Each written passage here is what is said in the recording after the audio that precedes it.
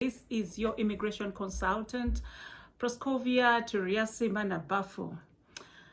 So we have discussed some programs previously, but this time round, I want us to look at a program which is not very competitive, but many people forget to talk about it. And many of you qualify for this program. It doesn't take much to qualify for this program.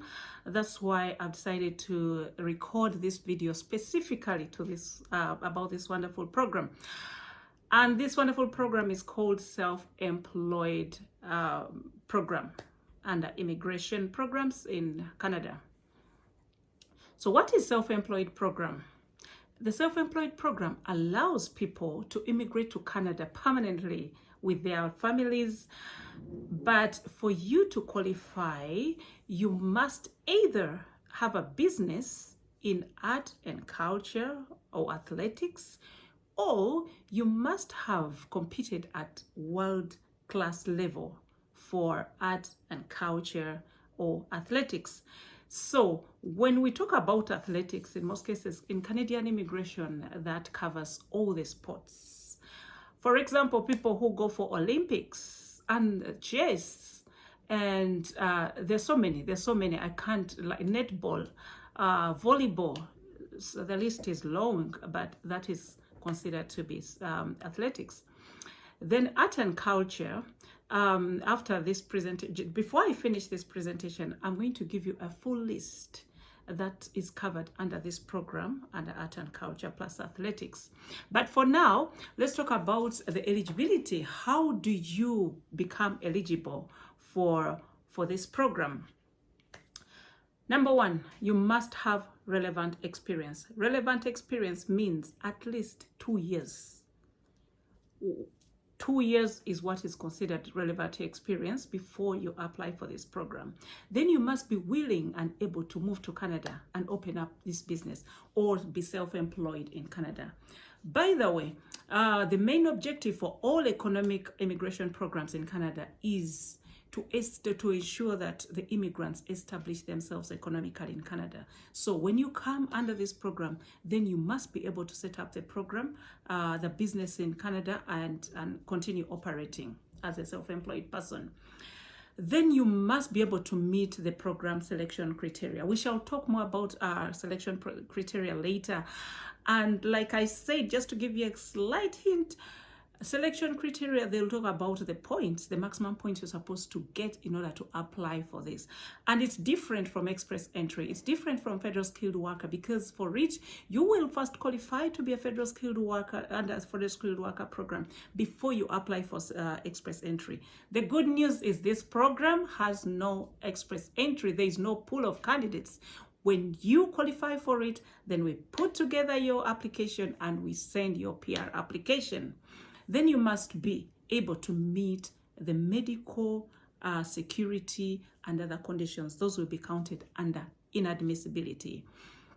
So what is relevant experience? Relevant experience is when you've taken part in cultural activities or athletics at world-class level, or have been self-employed in cultural activities or athletics. So relevant experience, and extra, just more, to break it down further, it means at least during the period starting 5 years before the day you apply for this permanent residency under this program, and until the decision is made, it should be covered within the previous 5 years, and also up to the time you apply for the program. And you can get points in the relevant experience. We can explain more. The more years you have of experience, the better. So when you start, that's an example to that is right now, if you get at least minimum years experience, 2 years, and you apply, then you'll be considered, the 2 years and so on. But as you continue waiting and your experience increases, your points will also increase. And then for cultural activities, 2-year periods being self-employed in cultural activities, or 2-year periods participating at world-class level in cultural activities, or a combination of 1 year period described above. So you can do 1 year business and then 1 year participating at the world class level competition. So that is what it is. And for athletics, it also, the definition is just the same when it comes to experience. Then let's talk about the selection criteria. For experience, that is the number of years you've been in business as a self-employed person. And like I said, I'll be breaking down these occupations just before I finish this video.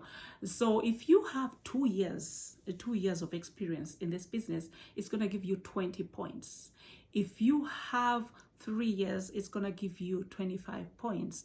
If you have 4 years, it's going to give you 30 points.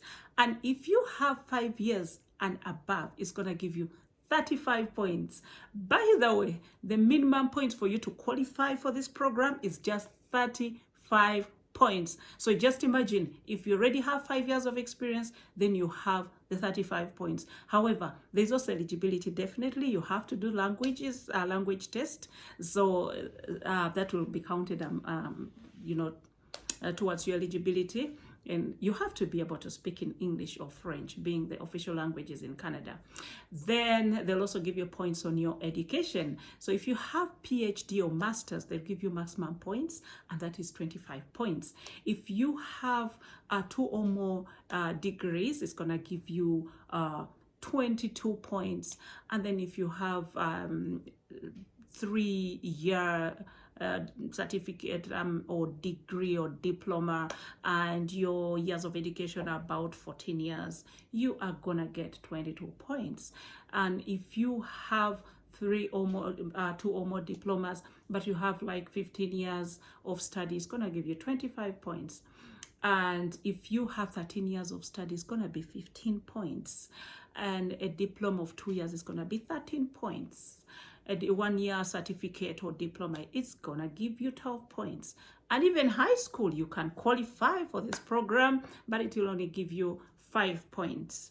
By the way, for this program, even if you have high school, but you've excelled in other things, then you can still qualify. You have better chances. The competition is much, much less as compared to the express entry points or the federal skilled worker points. Then we shall talk about the age. If your age is between 21 and 49 years, you're gonna get maximum points in age, and that is 10 points. And then after every year from 49, it's gonna reduce by 2 points until you get to 0 points on age, and still applies to if you have 20 and below.